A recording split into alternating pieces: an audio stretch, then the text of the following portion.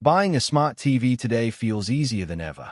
Walk into a store, look at the wall of screens, pick the biggest one with the best price, and you're done. But here's the problem. Some of the most popular smart TVs right now are actually terrible long-term purchases. Not because they are broken, because they are built to look impressive in the store, but disappointing at home. Weak brightness, poor contrast, slow software, or features that sound amazing but barely work in real life. And once you realize the problem, the return window is usually long gone. So in this video, we're breaking down the types of smart TVs you should absolutely avoid buying right now, and how to spot them before wasting your money.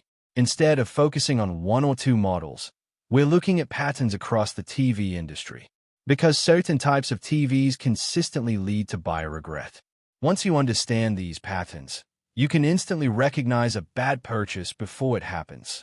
And one of the biggest traps involves a feature that almost every TV advertises today, but very few actually deliver properly.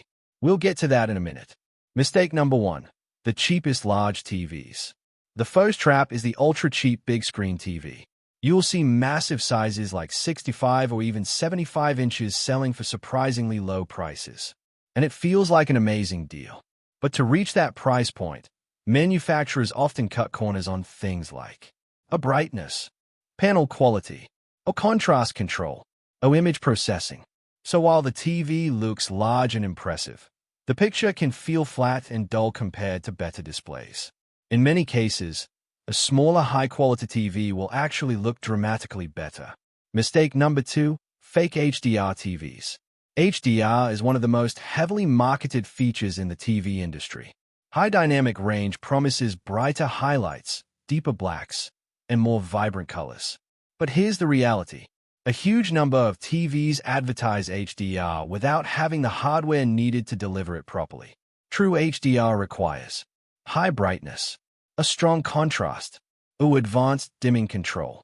Without those elements, HDR becomes more of a marketing label than a real upgrade. But the next mistake is even more frustrating, because it affects the experience every single time you turn the TV on. Mistake number 3. Slow smart TV software.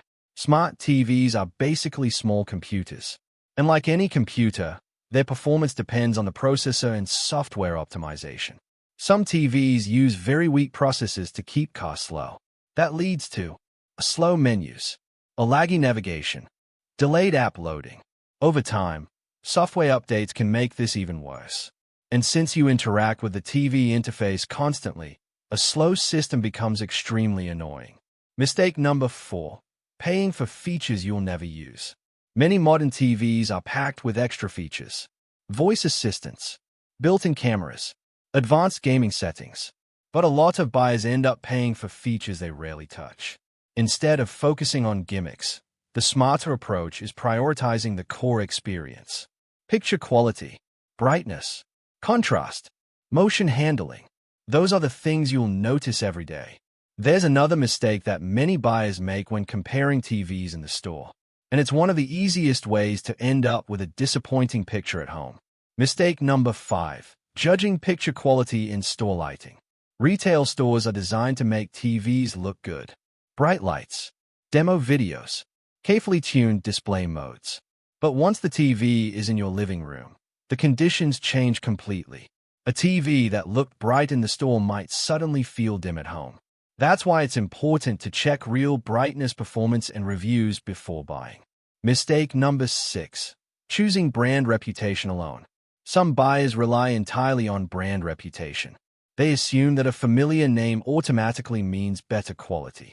But in reality, even top brands produce budget models that cut corners. Every brand has entry-level TVs designed to compete on price. So instead of trusting the logo alone, it's important to evaluate the specific model and its performance. A TV isn't something people upgrade every year. Most households keep the same TV for 5 to 7 years. So if you buy the wrong one, you're not just making a small mistake. You're committing to years of mediocre viewing. And considering how many hours people spend watching TV, the decision matters more than most buyers realize. Before buying a smart TV, check these 5 things. Have a checkmark real brightness performance. Have a checkmark panel technology. Heavy checkmark, contrast and dimming features. Heavy checkmark, processing quality. Heavy checkmark, long-term reliability. If a TV performs well in those areas, it's much more likely to deliver a great experience. If this helped you understand which types of smart TVs to avoid, hit the like button so more people can avoid making the same mistakes. And if you want a breakdown of the best smart TVs you can buy this year for different budgets, that video is coming next. Subscribe so you don't miss it. Smart TVs today look amazing on paper, but the real difference between a great TV and a disappointing one comes down to the details. Once you know what to watch out for, avoiding bad TVs becomes much easier. And that means spending your money on something you'll actually enjoy watching. I'll see you in the next one.